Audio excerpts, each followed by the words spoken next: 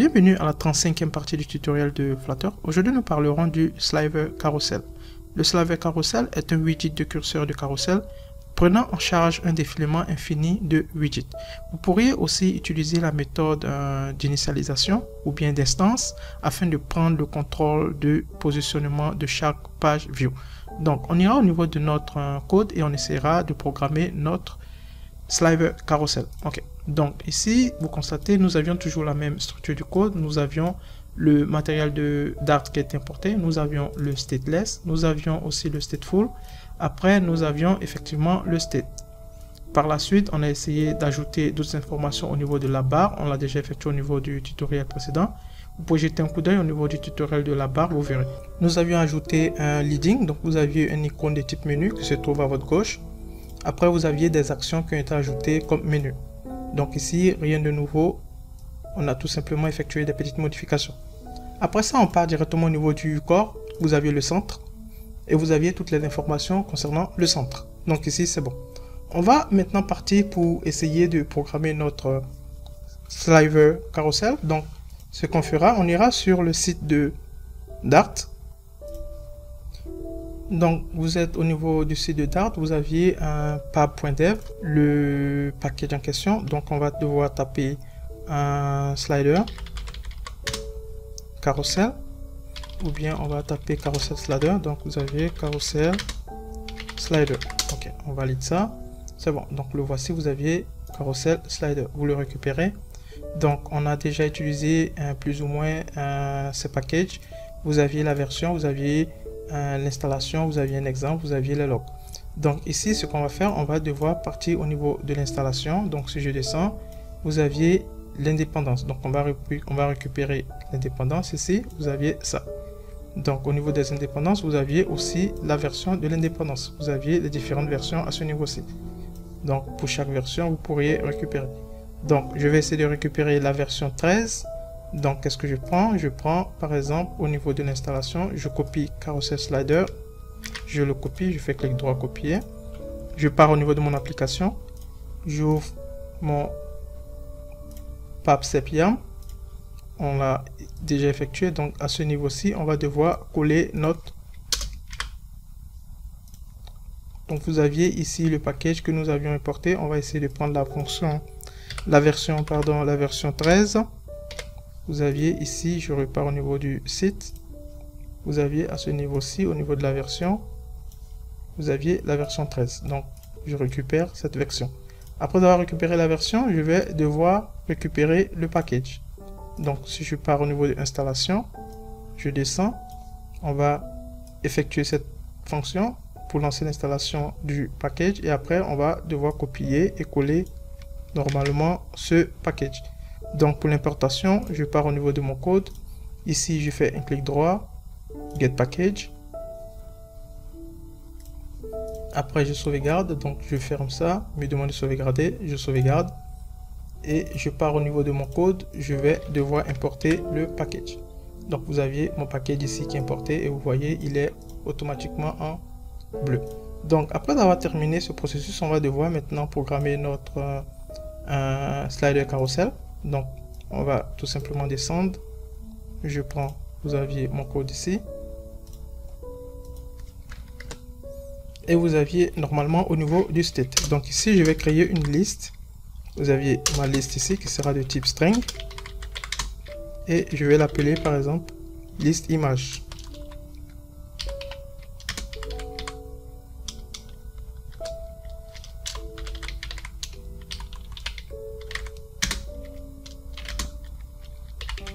Et cette liste image, elle sera de type liste. Ok, on a déjà aussi effectué ce type de programme. Donc, on va maintenant appeler notre fonction carousel. Donc, vous avez carousel slider, vous avez celui-ci, et on va appeler notre instance. Donc, on aura notre instance pour pouvoir, au fait, gérer nos pages contrôleurs que nous aurions à la suite. Donc, je vais appeler ça instance. Ok. Donc vous aviez ça pour commencer. On va maintenant devoir récupérer des images sur le net. Donc j'aurai ma première image ici. Donc qui sera A. j'aurai ma première image. Je vais récupérer plusieurs images au niveau du net. Vous aurez une deuxième image aussi ici. Donc je vais déclarer ma deuxième image. Donc je vais l'appeler B. Ensuite de suite. Une seconde. Ok, ça c'est bon. Okay.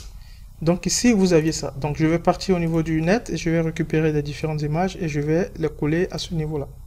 Et derrière vous verrez ce que ça donne. Donc je copie mes images, elles sont déclarées et vous aviez mes différentes images qui sont ici. Donc vous aviez tout simplement des images de type HTTPS et vous aviez toutes les informations sur mes images. Rien de nouveau, vous aviez tout simplement vous auriez tout simplement à récupérer des images du web et par la suite vous les ajoutez au niveau de votre programme. On pourra les utiliser dans notre programme afin de pouvoir voir quel type d'image qu'on aura. Donc qu'est-ce qu'on fait par la suite? On va maintenant essayer de créer notre fonction initiate. Donc l'initiate que nous avions utilisé qui sert bien sûr de pouvoir initialiser notre fonction. On l'a déjà plusieurs fois utilisé au niveau du code. Vous savez comment ça fonctionne. Donc vous aviez la fonction super init state. Ok. Donc pour être sûr, vous pouvez copier ça, vous la collez à ce niveau là et c'est fini. Et on va devoir maintenant appeler notre fonction listimage que nous avions eu à créer. C'est listimage. Je vais corriger le nom de ma variable. Je vais enlever le h, c'est bon. Donc je remets ici listimage, c'est correct. Et je vais lui ajouter les images que j'ai récupérées au niveau du web. Donc ici ça sera A, la première valeur, et ensuite de suite. Donc je vais tout simplement copier ça. Je vais coller jusqu'à la fin. Donc ici on aura je récupère, donc c'est bon. Donc vous aurez le B, C, D, E, F, G. Donc B, C, D, A qui sont déclarés. Donc à l'initialisation, vous aurez automatiquement vos différentes variables qui seront ajoutées. Après avoir terminé ça, on va partir maintenant au niveau de notre widget. Et qu'est-ce qu'on va faire? On va maintenant appeler notre fonction que nous avions eu à initialiser. Donc nous avions instance. Je vais copier ma variable, c'est celle-ci. Donc instance qui va recevoir mon carrousel.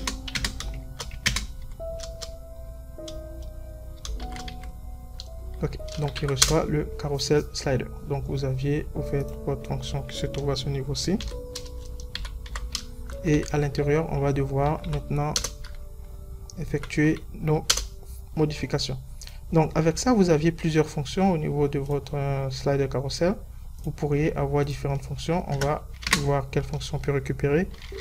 On va utiliser la fonction initiate page. Donc ici, vous allez avoir la première page qui sera lancée suite au lancement. Donc vous aurez la première page, elle va commencer à partir de 0. On peut récupérer aussi la fonction scroll. Donc vous auriez ici la possibilité de valider le défilement. Ça aussi c'est bon. Vous auriez aussi le défilement de manière horizontale ou bien verticale.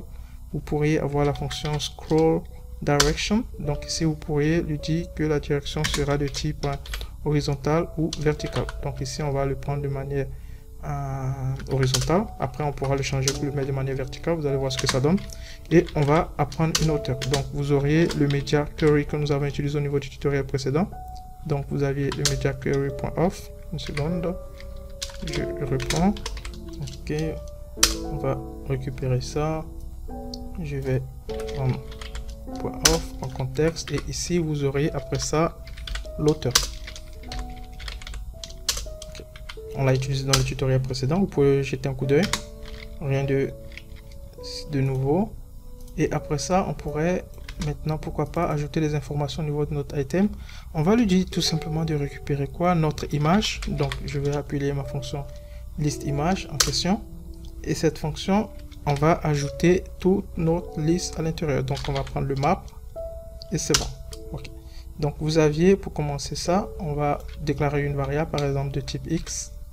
Et ici, on va maintenant appeler une fonction. Donc ici on aura notre fonction à ce niveau qui sera .toList. Donc ça c'est bon. Ici je retrouve ma parenthèse. Ok. Donc voici pour commencer le petit détail concernant le carousel slider. On va devoir maintenant à l'intérieur essayer d'ajouter des colonnes, des containers, et vous verrez par la suite lorsqu'on exécutera. Donc à ce niveau-ci, maintenant je vais essayer de lui ajouter un container, mais ce container, je vais lui demander qu'il me retourne effectivement un container. On va lui demander de nous retourner le container, et ce container, on va lui donner une petite taille. On peut prendre aussi un container avec la même largeur, donc on va utiliser la même fonction qui se trouve ici, le media query. On le colle à ce niveau et on change pour le mettre à hauteur. Donc ici, ça c'est bon, ça c'est la largeur de notre container. Après ça, je vais mettre ici un point virgule parce qu'on retourne, ça c'est bon. Et on va lui donner un petit espace, le margin. Et vous aviez la fonction du margin ici que nous utilisons d'habitude. On va prendre une fonction de type symétrique. Ok, je vais utiliser ça par exemple.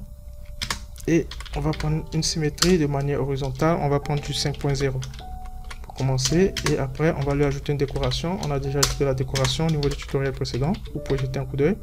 Donc, vous aviez un box decoration. Et vous aviez normalement pour avoir un arrondi au niveau du border decoration. Okay. Donc, vous aviez ici border decoration. Et vous pourrez prendre par exemple du circulaire. On va récupérer le circulaire.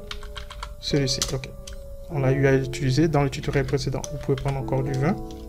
Et après, pour terminer, on va prendre aussi du background. Donc, vous aurez une couleur au niveau de votre conteneur en question. On va lui donner, je vais prendre couleur, ça serait bon. Okay, couleur, et je vais lui donner la couleur noire. Ok, ça c'est bon. Donc, vous aviez pour commencer ça. Après ça, on va maintenant ajouter une colonne. Donc, à ce niveau-là, vous aviez votre conteneur qui est ici. Et après, on aura... Ok, donc je vais récupérer ma colonne. Vous aviez la colonne à ce niveau-là. On va lui ajouter, bien sûr, un alignement. Vous pourriez prendre la fonction main alignment. Et vous aviez main axis alignment. Celui-ci aussi déjà utilisé au niveau de notre tutoriel. On va prendre un espace en E. Donc, vous aviez space around, vous avez un espace en E. Et pour terminer, on va ajouter un enfant et on utilise maintenant notre image que nous avions récupérée au niveau du net. Donc, ça fera bien sûr image network que nous avions récupéré au niveau du net et on va avoir notre variable. Donc, notre variable en question, on va mettre $$ et un X. Donc, c'est-à-dire que c'est celle-là que nous récupérons à ce niveau-là.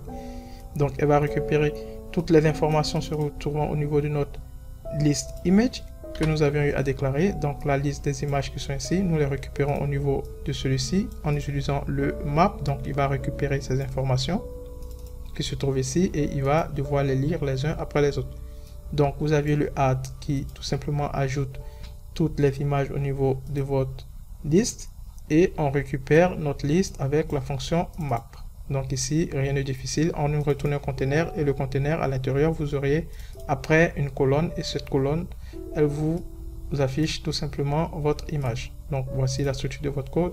Vous aviez le conteneur qui est ici et après à l'intérieur, vous aviez votre colonne. Donc c'est bon. Après avoir terminé ce processus, on va devoir maintenant partir au niveau du corps et lui demander de nous afficher les informations au niveau du corps. Donc ce que je vais faire, je vais réduire mon navbar, ça c'est bon. Et au niveau du corps, je vais me mettre à ce niveau-ci. Je vais commenter ça comme on le fait d'habitude. On a ça. Et ici, je vais tout simplement appeler une petite colonne. Et comme d'habitude, nous avions nos colonnes qui a des enfants. Et l'enfant, on va appeler notre instance en question. Je vais copier l'instance. Donc, c'est celui-ci qu'on a eu à déclarer, qui est de type carousel slider. Donc je le colle ici et je mets ma virgule. Donc ici c'est bon, on va exécuter le code et vous verrez ce que ça donne. Ok, après exécution, vous voyez, vous aviez tout simplement votre première image avec l'oiseau et vous aviez du fait de la colonne, vous aviez la hauteur qui est un peu plus grande. On va faire quoi? On va réduire la hauteur, donc on va partir au niveau de hauteur. À ce niveau, on va faire moins 100. Ok, on va valider. Et je pense que tout devrait être normalement correct. Ok, Donc ici, vous voyez, normalement, tout est rentré en ordre. Donc ici, vous pouvez défiler de la gauche vers la droite ou bien de la droite vers la gauche. Vous aviez vos images récupérées au niveau du web et vous aviez vos informations qui sont affichées. Tout est visible. Vous pourrez utiliser normalement ce slider carousel au niveau de, comment dirais-je, de vos applications pour effectuer un défilement, par exemple pour un menu ou bien d'autres choses, pour pouvoir voir la visibilité de tout ce que vous aviez au niveau de votre base. Et derrière, vous pourriez défiler. Donc, vous voyez, on est revenu au premier. Donc, vous aviez un défilement de manière indéfinie et de manière cyclique. Donc, c'est comme si on tournait sur un cercle et on revenait toujours à l'information initiale. Ici, vous aviez un défilement de manière horizontale. Vous pourriez changer la fonction ici, vous voyez. On va la changer, on va la mettre, effectuer un défilement de manière verticale. On valide. Et c'est bon. Donc, vous voyez, vous aviez toujours votre défilement de manière verticale au lieu d'horizontale. Et vous aviez vos images qui s'affichent correctement. Donc, vous pourriez utiliser le processus qui vous sert et derrière, vous pourrez l'appliquer à vos applications. Donc, voici plus ou moins comment fonctionnent les sliders en carousel avec Flutter. Si vous avez des questions, vous pouvez me revenir via les commentaires et derrière, j'essaierai de vous répondre. Donc, merci encore pour le suivi et à bientôt.